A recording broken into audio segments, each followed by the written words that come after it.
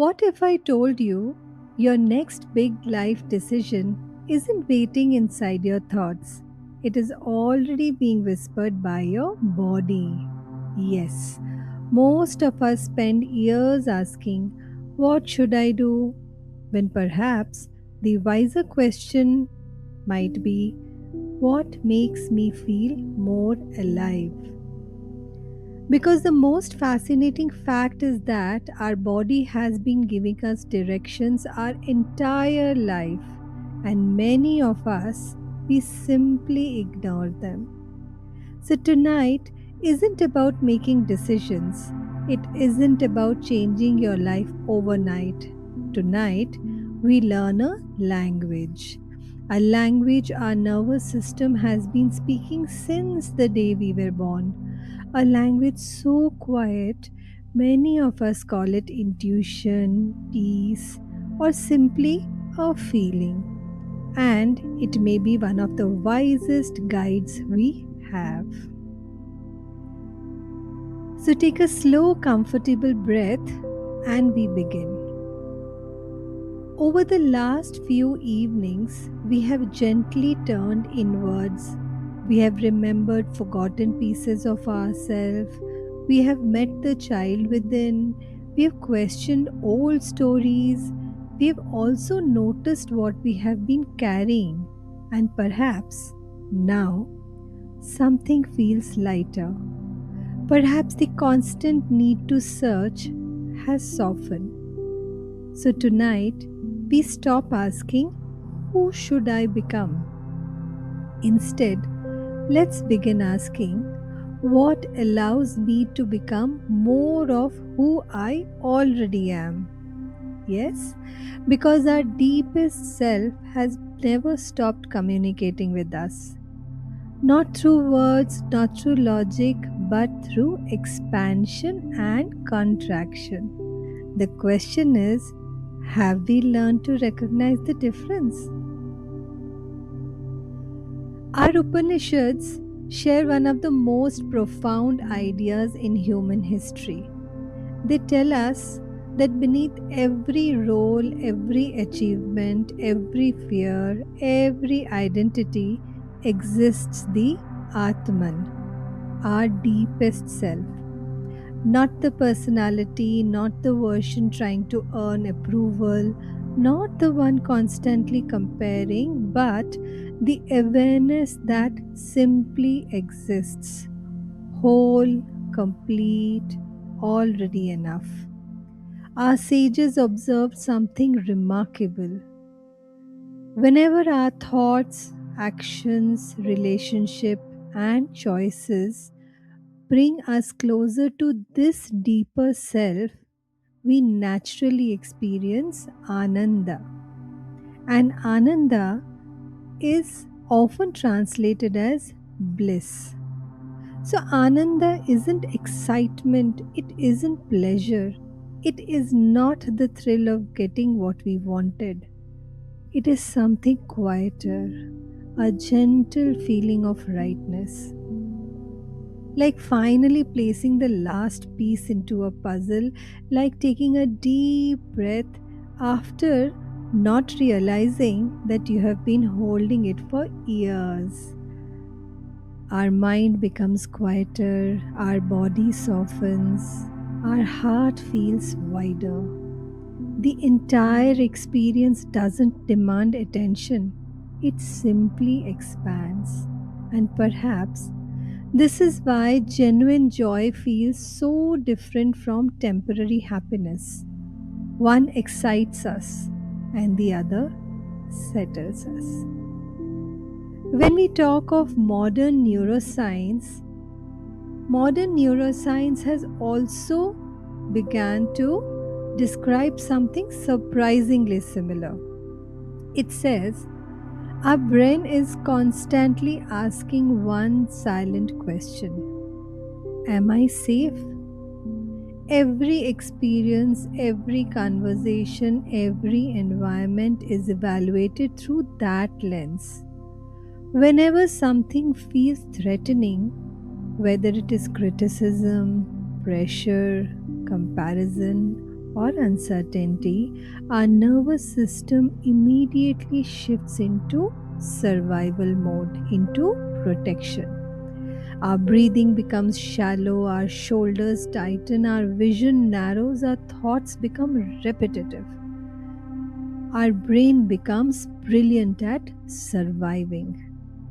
And many other aspects like our creativity, our capacity of making connections, our openness to new possibilities, our logic, analysis all take a backseat.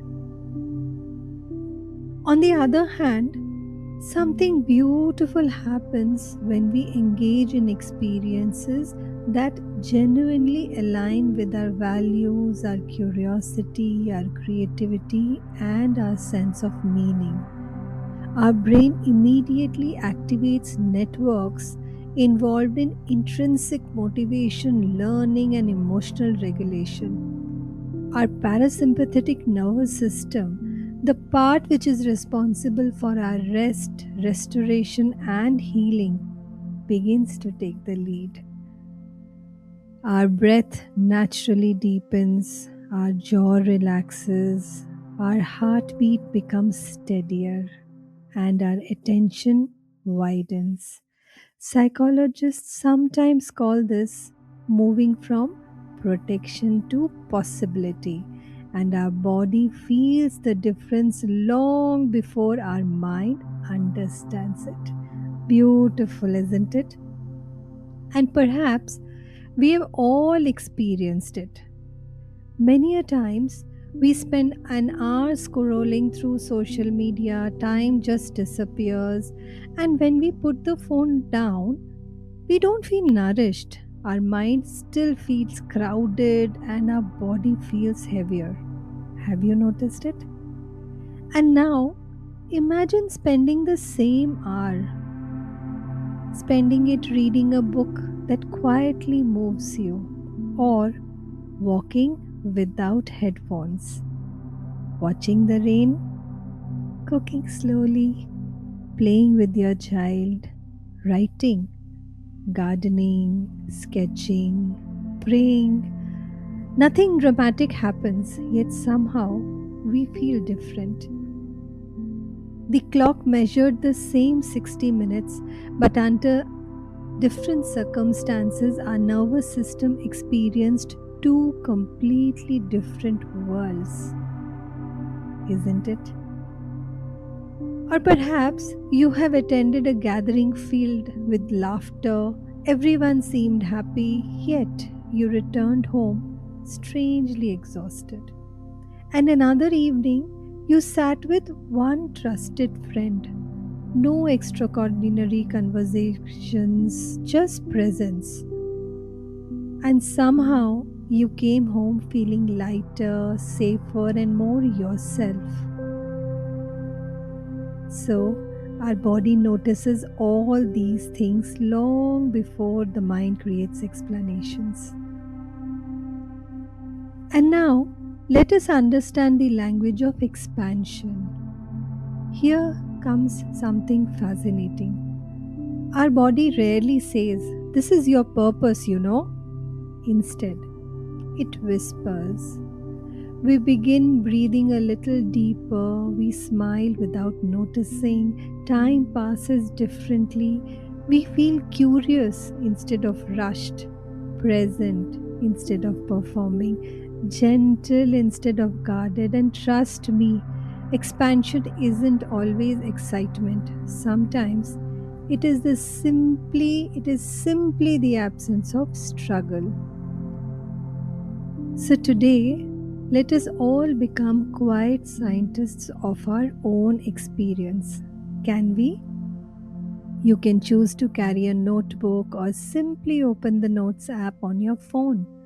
And throughout the day, whenever something changes inside you, pause and ask yourself only one question: did this expand me or contract me? Just notice. You can also create two columns if you wish. Contracts me on the left and expands me on the right. And allow yourself to make a note of everything.